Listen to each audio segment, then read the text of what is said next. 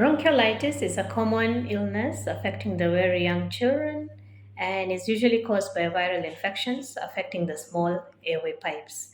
The first symptoms that you may see will be like a stuffy nose or nasal congestion with fever, with cough, or a runny nose alone. Usually, these symptoms resolve by themselves in most children and they do not require any cough syrups or any other medication. But sometimes, if you see that the cough is getting worse, or the baby has started wheezing, there's fast breathing or difficulty in breathing, or the baby is very fussy with persistent fevers, you may need to see your pediatrician for further attention and care. Thank you.